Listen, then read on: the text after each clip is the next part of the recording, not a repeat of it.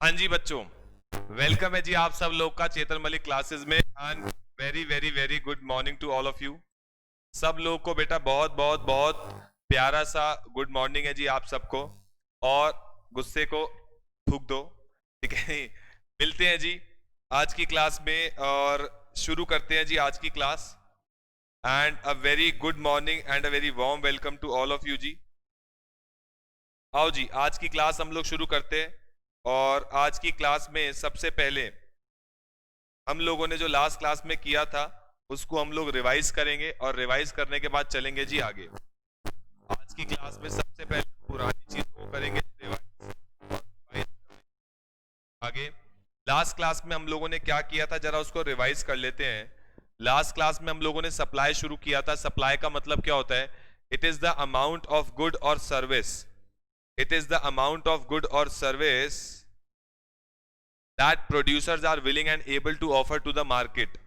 जो लोग क्या बोलते हैं, गुड और सर्विस को बेचना चाहते हैं मार्केट में at various prices at given period of time is called as supply. उसको बोलते हैं जी सप्लाई।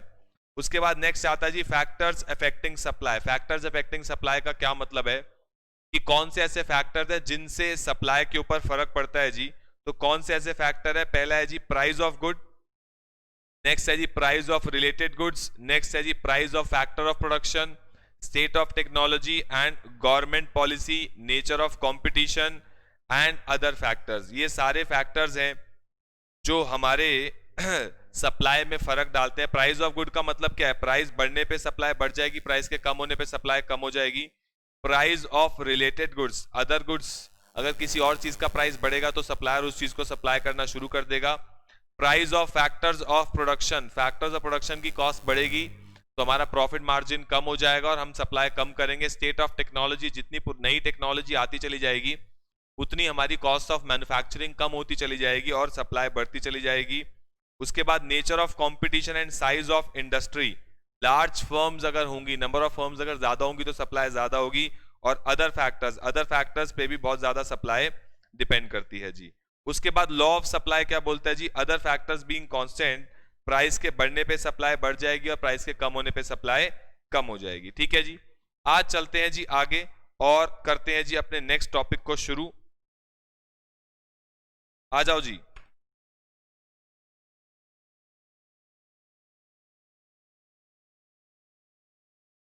आओ जी नेक्स्ट टॉपिक को शुरू करते हैं। लॉ ऑफ सप्लाई तक हम लोग लिख चुके थे। हेडिंग डालो जी next, supply schedule and supply curve. लिखो जी, हेडिंग डाल लो, supply schedule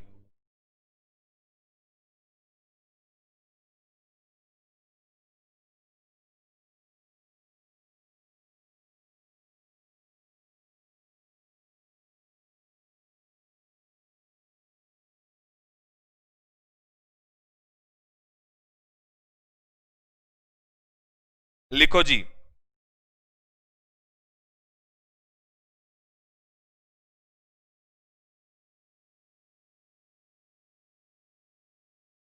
supply schedule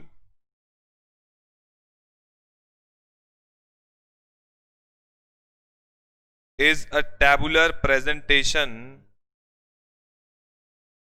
of data of price and supply।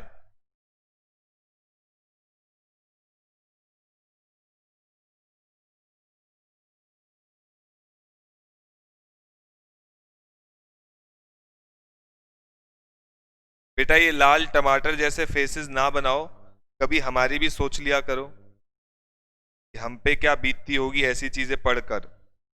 और जब आप पूरे एफर्ट करते हो तो थोड़ा सा उस चीज को आपसे नहीं शेयर करेंगे तो किससे करेंगे? बात बताओ, हमारा आपके अलावा इस दुनिया में है ही कौन? आप ही तो। आपसे शेयर नहीं करेंगे तो किससे करेंगे? लेकिन वही बात है ना, हर कोई इस दुनिया में सेल्फिश है। हर किसी को अपना पड़ता है बस कि हमारा सब कुछ होना चाहिए, बाकी दुनिया जाए तेल लेने की। Point is this only.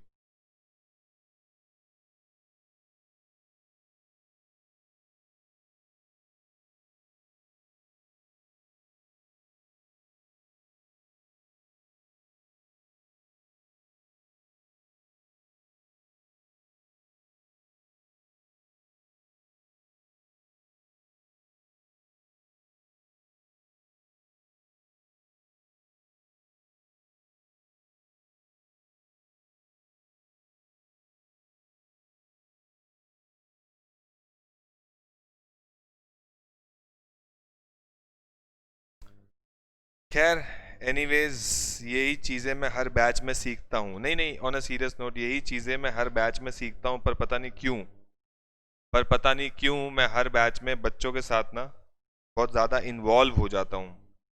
तो बुरा भी उतना लगता है, खुशी भी उतनी होती है बच्चों के साथ। बच्चे जो है ना, बस पॉइंट तो यही है, बच्चों को।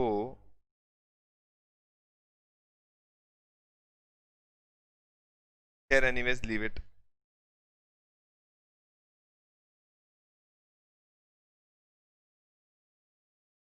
Supply curve is a graphical presentation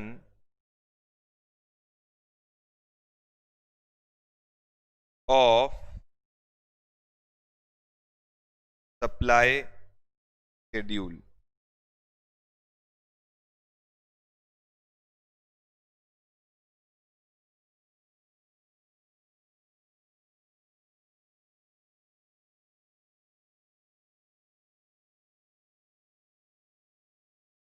बेटा, लेकिन धीरज, ये कोई नहीं समझता ना, वही बात है ना, कोई नहीं समझता, सब लोग।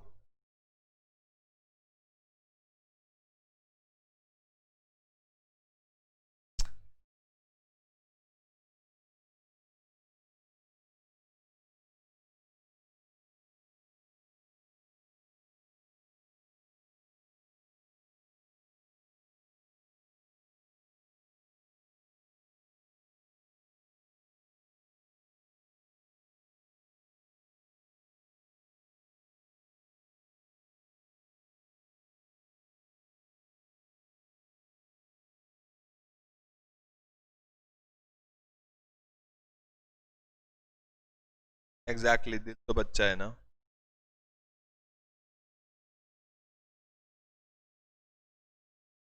खैर, आ जाओ, छोड़ो भाई, जिसको अच्छा लगे बहुत अच्छी बात है। मैं ऐसा ही हूँ, मैं थोड़ा सा बच्चों से प्यार भी ज़्यादा करता हूँ और मुझे बुरा भी ज़्यादा लगता है, क्योंकि जब वो उस चीज़ का रिवॉर्ड ऐसे आपको मिलेगा ना जिस दिन, सही होगा।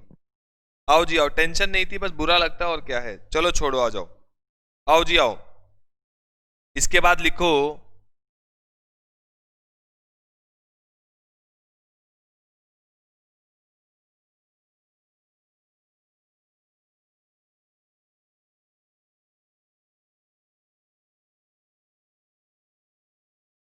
Movement slash shift.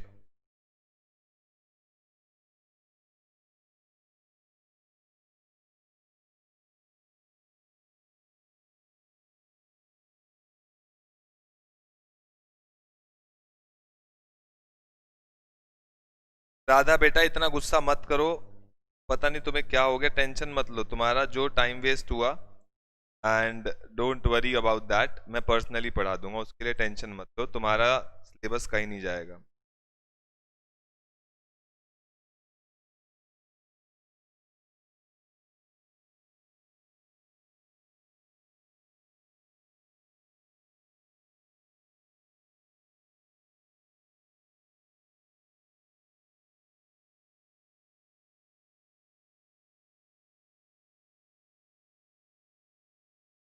आज तो मतलब राधा ने और शायद लक्षिता ने आज ये बात कर दी, मतलब यही दोस्ती, यही प्यार, यही तुम्हारी दोस्ती है, यही तुम्हारा प्यार है कि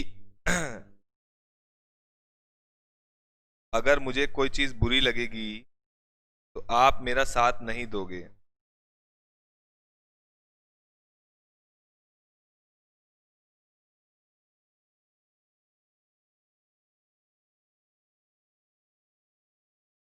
कोई बात नहीं बेटा, आगे से नहीं करेंगे, आगे से आपके साथ कुछ डिस्कस नहीं करें।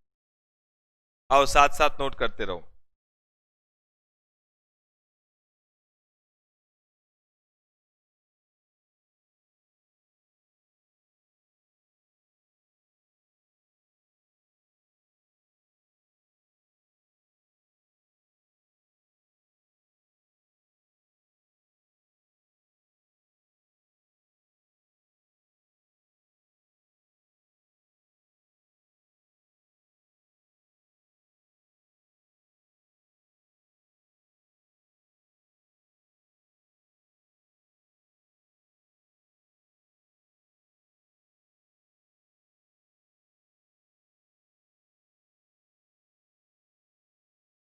आओ जी आगे आ जाओ, फटाफट से नोट करते रहो।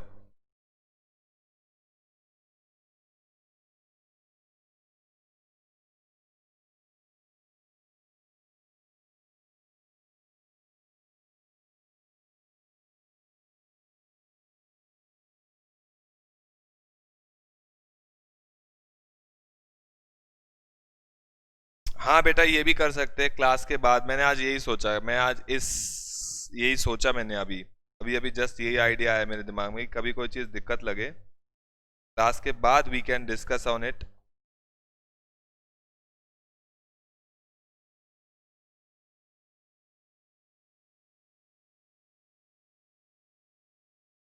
अरे मेरे कोई सेंट ही नहीं हो रहा, बस ठीक है, बुरा लगता है और क्या होता है। पर ठीक है, हमारे को बुरा नहीं लगना चाहिए, मतलब बच्चों को नहीं लगना चाहिए, हमारा क्या है। आओ जी आओ।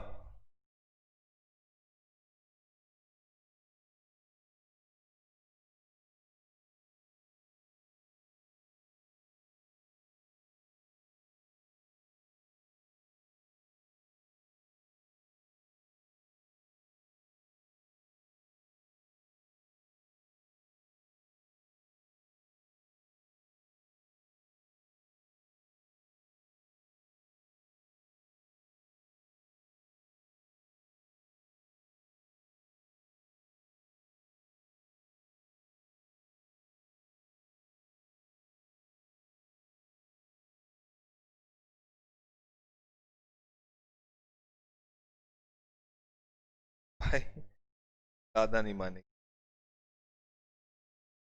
अब राधा देखो, तुम्हें तुम्हें तुम्हें गुस्सा ना आए उसके लिए मैं बंसी तो बजा नहीं सकता।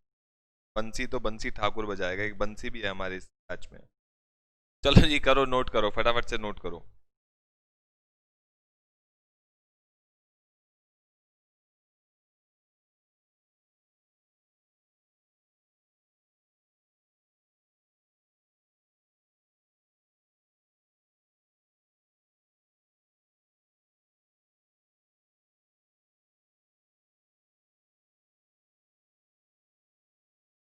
करो जी, नोट करो फटाफट से।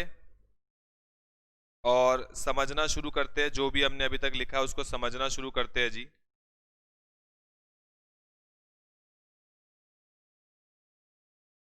जैसे ही नोट हो जाए मुझे बताओ, फिर हम इसको समझना शुरू करेंगे जी।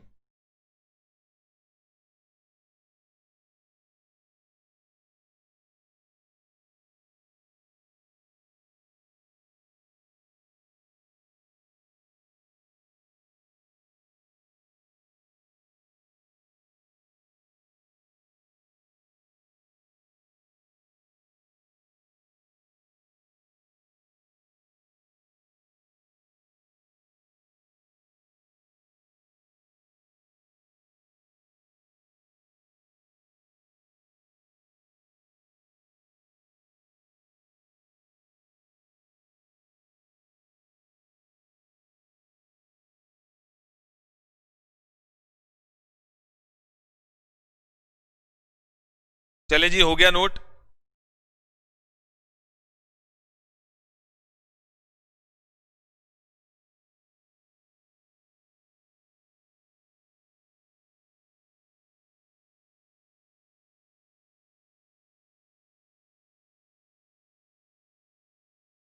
चलो जी सुनो, कहानी सुनो अब। जैसा कि हम लोगों ने किया था डिमांड शेड्यूल। डिमांड शेड्यूल का क्या मतलब होता है जी? जब हम प्राइस और डिमांड के डेटा को एक टेबल की फॉर्म में दिखाते हैं, that is called as demand schedule. Similarly जब हम प्राइस और सप्लाई के डेटा को एक टेबल की फॉर्म में दिखाते हैं, that is called as supply schedule. तो सप्लाई शेड्यूल बेसिकली होता क्या है? टैबुलर प्रेजेंटेशन है किस चीज की? Data of demand, price and supply.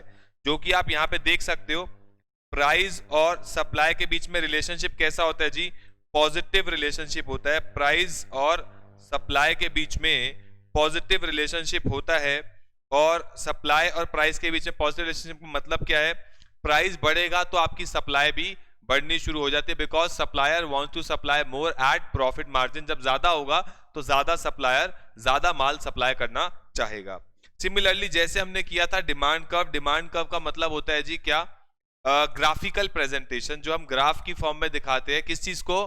Price और डिमांड के डेटा को जब मैं ग्राफ की फॉर्म में दिखाता हूं that is called as demand curve. Similarly जब मैं ग्राफिकल प्रेजेंटेशन करता हूं किसकी, सप्लाई शेड्यूल, यानी प्राइस और सप्लाई के डेटा को जब मैं ग्राफ की फॉर्म में दिखाता हूं that is called as supply curve. बहुत सिंपल है, कुछ भी नहीं है इसमें. Next, movement. मूवमेंट और शिफ्ट हमने किया था डिमांड के अंदर. डिमांड के अंदर मूवमेंट क्या था कि जब जब डिमांड में चेंज आता है due to price only that is called as movement in demand curve. लेकिन जब चेंज आता है due to other factor that is called as shift in demand curve. Same concept यहां पर भी है कि जब सप्लाई में चेंज आएगा due to price, price factor की वजह से चेंज आएगा that is called as movement. और उसके अंदर दो केसेस हो सकते हैं, उसके अंदर दो केसेस हो सकते हैं, एक एक्सपेंशन और एक कॉन्ट्रैक्शन. एक्सपेंशन का मतलब सप्लाई का बढ़ना due to increase in price और सप्लाई का कम होना due to decrease in prices is called as expansion and contraction. और एक्सपेंशन कॉन्ट्रैक्शन में हम मूवमेंट क्यों बोलते हैं, क्योंकि इसमें सप्लाई का चेंज नहीं होता. देखो जी, पहले आपका प्राइस था कुछ, ठीक है जी, अब जब प्राइस बढ़ गया, प्राइस के बढ़ने पे सप्लाई बढ़ गई तो हमारा सप्लाई कर्व सेम रहा. This is basically what, this is expansion. इसको हम बोलते हैं जी एक्सपेंशन. और प्राइस और सप्लाई, अगर प्राइस कम हो जाए तो आपकी सप्लाई भी कम हो जाएगी. प्राइस कम हो जाए तो आपकी सप्लाई भी कम हो जाएगी. तो हम ऊपर से नीचे मूव कर गए. This is called as contraction. इसको हम बोलते हैं जी कॉन्ट्रैक्शन. ठीक है जी, कहानी क्लियर हो गई. नेक्स्ट बात करते हैं जी शिफ्ट की. शिफ्ट का मतलब बेसिकली क्या होता है, जब सप्लाई में इंक्रीज और डिक्रीज आ जाता है due to other factor. Other factor की वजह से जब सप्लाई में इंक्रीज और डिक्रीज आता है that is called as shift. Sir उसको शिफ्ट क्यों बोलते हैं, क्योंकि उसमें हमारा सप्लाई कर्व क्या हो जाता है जी, शिफ्ट हो जाता है. सप्लाई इंक्रीज हो रही है ड्यू टू अदर फैक्टर या सप्लाई डिक्रीज हो रही है ड्यू टू अदर फैक्टर, तो उस केस में, इस केस में हमारा सप्लाई कर्व या तो राइटवर्ड शिफ्ट हो जाएगा इंक्रीज के केस में, और डिक्रीज के केस में हमारा सप्लाई कर्व जो है वो लेफ्टवर्ड शिफ्ट हो जाएगा. इसलिए इस कॉन्सेप्ट का नाम है जी शिफ्ट एंड मूवमेंट. मूवमेंट क्यों बोला, क्योंकि हम सेम सप्लाई कर्व के ऊपर या नीचे मूव कर रहे हैं. शिफ्ट क्यों बोला, क्योंकि हमने सप्लाई कर्व को शिफ्ट कर दिया, या तो लेफ्टवर्ड शिफ्ट या फिर राइटवर्ड शिफ्ट. तो दिस इज बेसिकली मूवमेंट और shift in supply curve and movement and shift. आ जाओ जी, आ जाओ, फटाफट आ जाओ.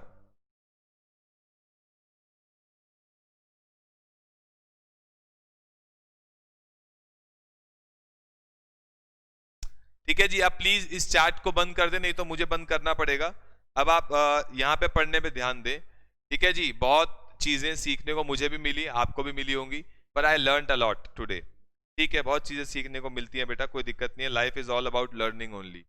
एनीवेज आ जाओ जी, चलो आगे चलते हैं. ठीक है जी, आगे चलते हैं. जरा 2 मिनट का मुझे टाइम दो. आगे चलते हैं जी.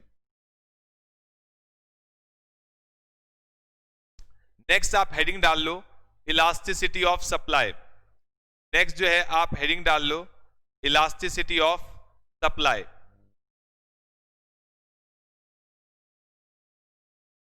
आओ जी, इलास्टिसिटी ऑफ सप्लाई हेडिंग डाल लो.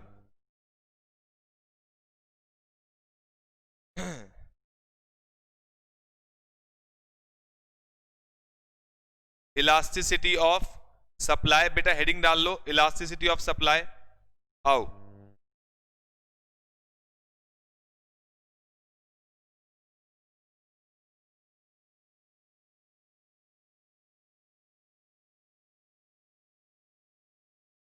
लिखो जी, मेरे साथ साथ लिखना शुरू कर दो इलास्टिसिटी ऑफ सप्लाई के अंदर.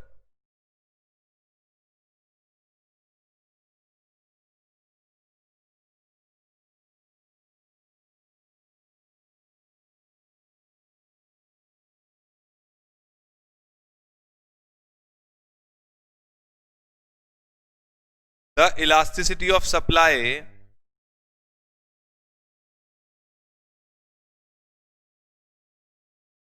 is defined as responsiveness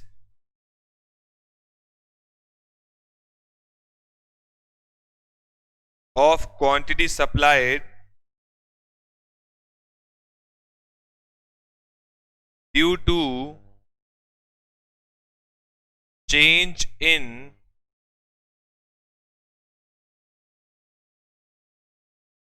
any factor.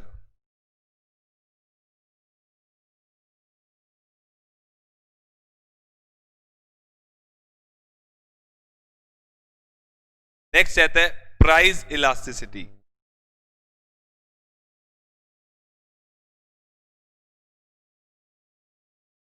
Degree of responsiveness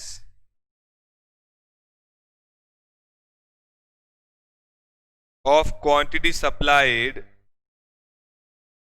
to change in its price.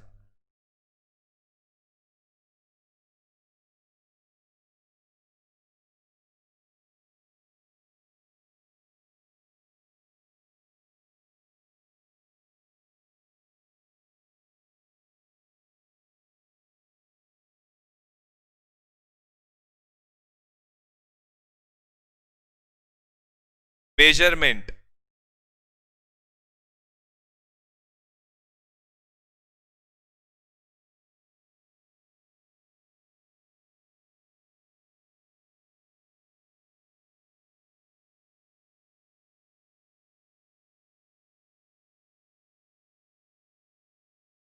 लिखो जी. Percentage method. Elasticity of supply is equal to percentage change in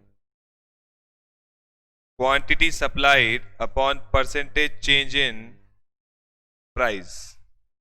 percentage change in quantity supplied हम लोग कैसे निकालते हैं? Percentage change in quantity supplied हम लोग कैसे निकालते हैं जी? Percentage change in quantity supplied हम लोग कैसे निकालते हैं? मैं पूरा ही निकाल के आपको दिखा देता हूं. S1 minus S0 upon S0 into में 100 upon P1 minus P0 upon P0 into में 100. तो this is basically delta change in quantity supplied.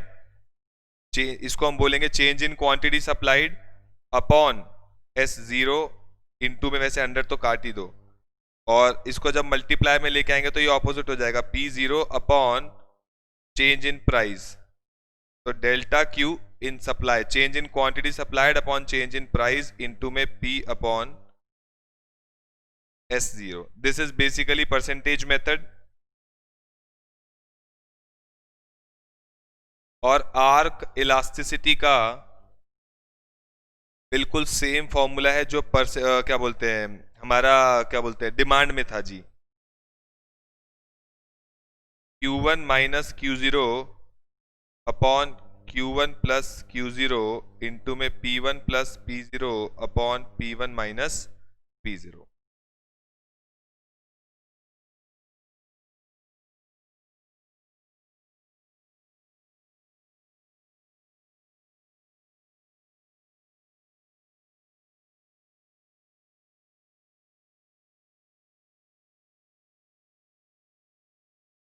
चले जी, हो गया नोट यहां तक? जैसे ही नोट हो जाए जी बताएं, फिर हम लोग चलेंगे जी आगे.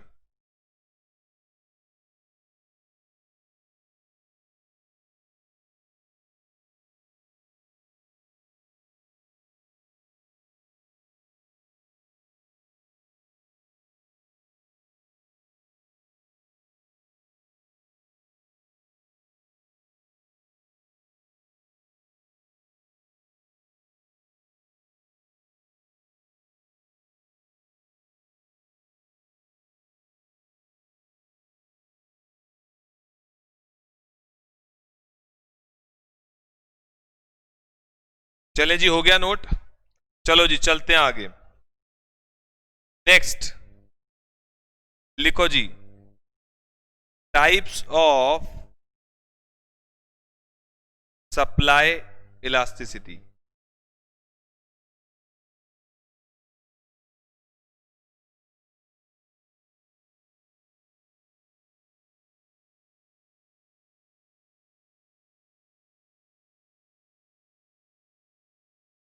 लिखो जी।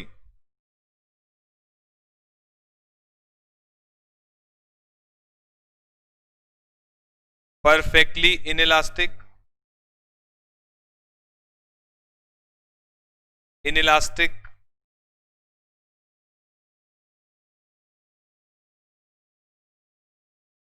यूनिटरी इलास्टिक, इलास्टिक और परफेक्टली इलास्टिक।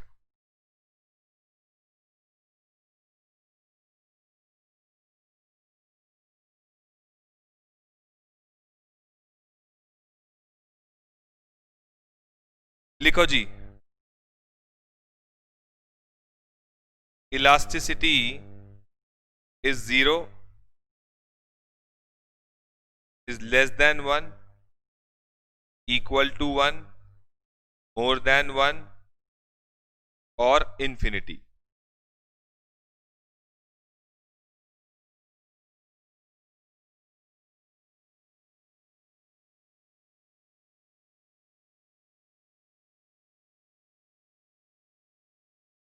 इसका मतलब नो चेंज इन सप्लाई,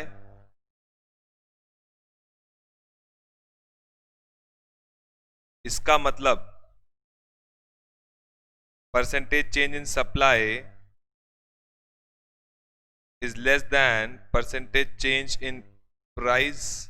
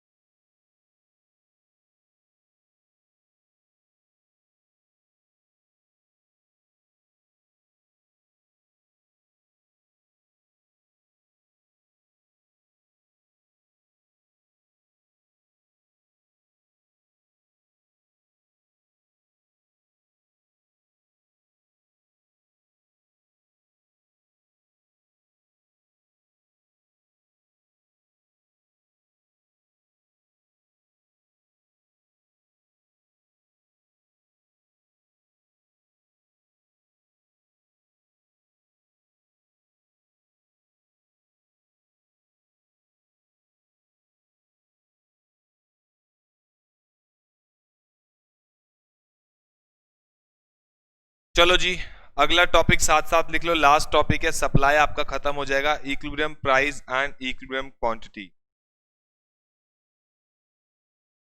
लिखो जी। Equilibrium refers to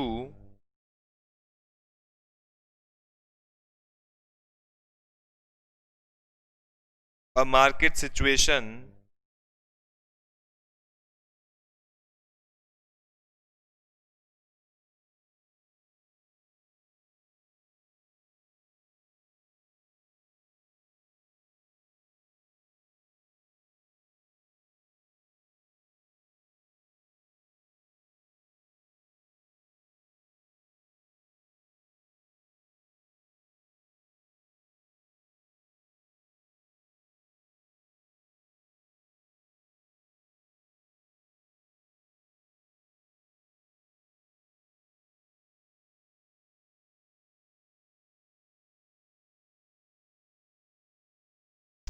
at this price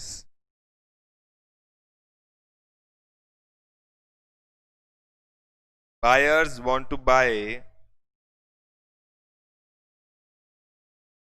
equal to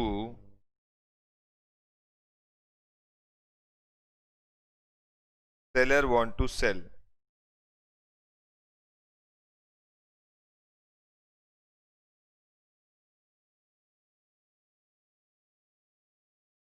This determination of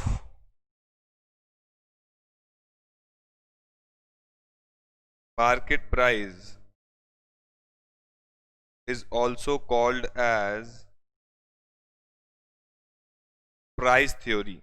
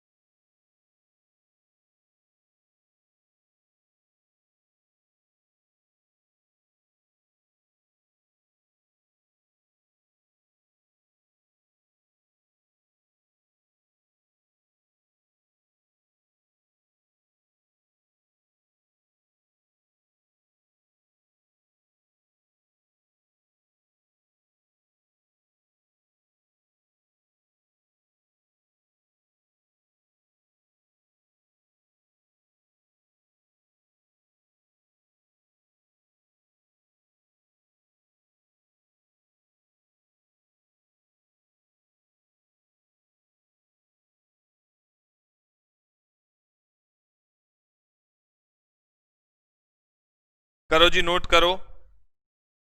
हमारा सप्लाई का कंटेंट खत्म हो गया और जो सेकंड हमारी यूनिट है डिमांड सप्लाई कंज्यूमर बिहेवियर, उसमें से डिमांड हो गया, सप्लाई हो गया। नेक्स्ट क्लास में हम लोग कंज्यूमर बिहेवियर शुरू करेंगे नेक्स्ट क्लास के अंदर। अभी इसको हम लोग समझेंगे और जो आप लोग का प्रेशियस टाइम था जो थोड़ा सा बातों में निकल गया, उसके लिए हम लोग अभी थोड़ा सा एक्स्ट्रा करेंगे जी। एंड उसके लिए ऑब्वियसली वेरी सॉरी अगर आपको लगा ऐसा, तो इट्स ओके। लोग इसको एक्स्ट्रा करके अभी ख़त्म कर लेंगे, डोंट वरी, आपका टाइम नहीं वेस्ट होगा। और आज तक आपकी अगर कोई क्लास बाय चांस नेटवर्क की वजह से बेटा मिस हुई भी है ना, अगर नेटवर्क की वजह से कभी कोई क्लास मिस हुई भी है तो हमने उसकी जगह पे आपको एक के बदले दो दो क्लासेस डाली हैं। जैसे कि लॉ की भी आज 2 क्लास हम लोग डालेंगे जो कल एक मिस हुई थी, ताकि आपकी मिसिंग ज़्यादा ना हो। सो डोंट वरी, आओ जी शुरू करते हैं आज की क्लास। मतलब आज का ये हमारा टॉपिक जो हमने लिखा है इसको फटाफट से हम लोग शुरू कर लेते हैं, don't worry at all.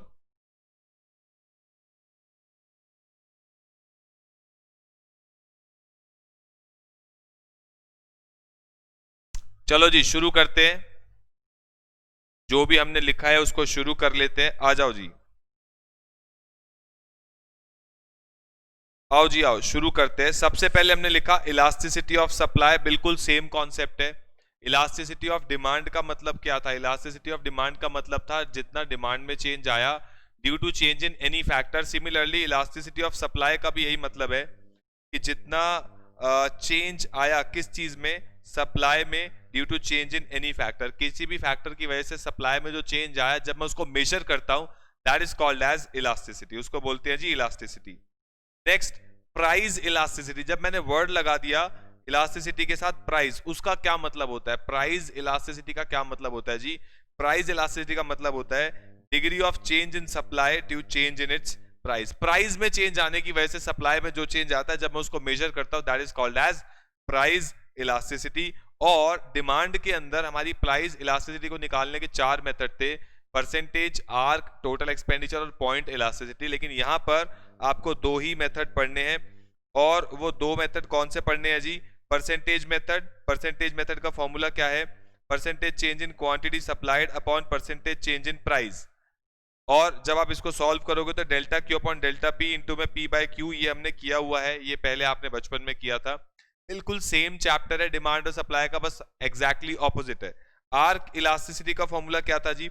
Q1 minus Q0 upon Q1 plus Q0 upon into में P1 plus P0 upon P1 minus P0। बाकी 2 मेथड, पॉइंट और टोटल एक्सपेंडिचर, वो आपके सिलेबस में नहीं है जी।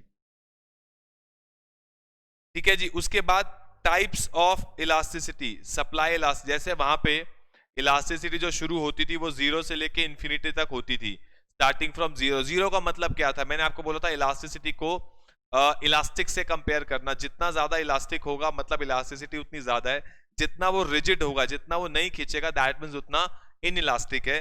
तो इलास्टिसिटी 0 का मतलब क्या होता है? परफेक्टली इनइलास्टिक, मतलब कोई चेंज सप्लाई में नहीं आएगा। और मैं वापस से आपको रिकॉल भी करा देता हूं। ऑब्वियस बात है, इस इक्वेशन में आप मुझे बताओ इलास्टिसिटी का आंसर 0 कब आएगा? जब हमारा न्यूमिरेटर में 0 होगा। न्यूमिरेटर में 0 होने का मतलब क्या है? कि क्वांटिटी सप्लाइड में कोई चेंज नहीं है, तो there is no change in supply. और जब सप्लाई में कोई चेंज नहीं है तो हमारा सप्लाई कर्व कैसे बनेगा जी? सप्लाई कर्व बनेगा vertical straight line parallel to Y axis, because supply में कोई चेंज नहीं है, प्राइस में कितना भी चेंज आता रहे।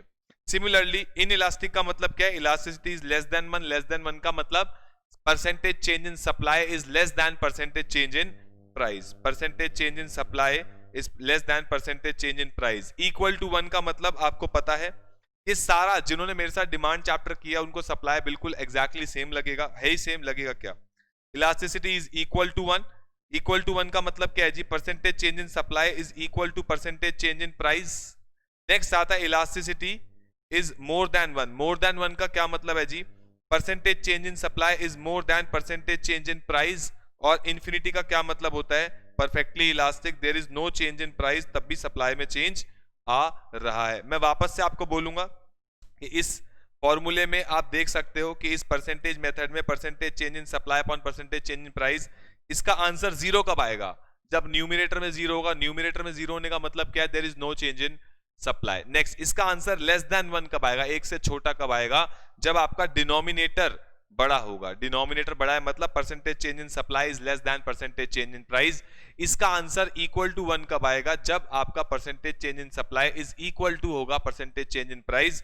इसका आंसर मोर देन 1 कब आएगा? जब 1 से बड़ा आंसर कब आएगा? जब न्यूमिनेटर बड़ा होगा। इसका मतलब percentage change in supply is more than percentage change in price. और इसका आंसर इंफिनिटी कब आएगा जी? जब डिनोमिनेटर में 0 होगा। डिनोमिनेटर में 0 होने का मतलब क्या है? There is no change in price but भी सप्लाई में चेंज आ रहा है। तो ये हमारे मेथड थे एग्जैक्टली सेम। इसका डायग्राम भी एग्जैक्टली सेम है कि जब हमने 0 किया तो पैरेलल टू वाई एक्सिस हो गया। जब इंफिनिटी होगा, इंफिनिटी का मतलब होता है there is no change in price, तो प्राइस कांस्टेंट रख दिया। इक्वल टू 1 का क्या मतलब है? कि बराबर चल रहा है, परसेंटेज इन सप्लाई और percentage change in price is equal. अब ऑब्वियस बात है 0 और 1 के बीच में जो डायग्राम बनेगा वो होगा जी लेस देन 1 का। 0 और इंफिनिटी के बीच में जो डायग्राम बनेगा ये होगा जी मोर देन 1 का। ठीक है जी, पॉइंट क्लियर हो गया। और लास्ट आपका कॉन्सेप्ट है जी equilibrium price and equilibrium quantity. बचपन में आपने पढ़ा था जहां पर डिमांड और सप्लाई आपस में मीट कर जाते हैं, बराबर हो जाते हैं, वो प्राइस इक्विलिब्रियम प्राइस होता है और वही क्वांटिटी इक्विलिब्रियम क्वांटिटी बन जाती है। लेकिन इसको मैं आपको टॉपिक को समझाऊंगा जी नेक्स्ट क्लास के अंदर, बिकॉज अभी आपकी मैथ्स की क्लास भी है। तो एग्जैक्ट अभी बेटा हुए हैं 12:07 या 8 एग्जैक्टली 12:15 पे आपकी क्लास हो जाएगी जी शुरू।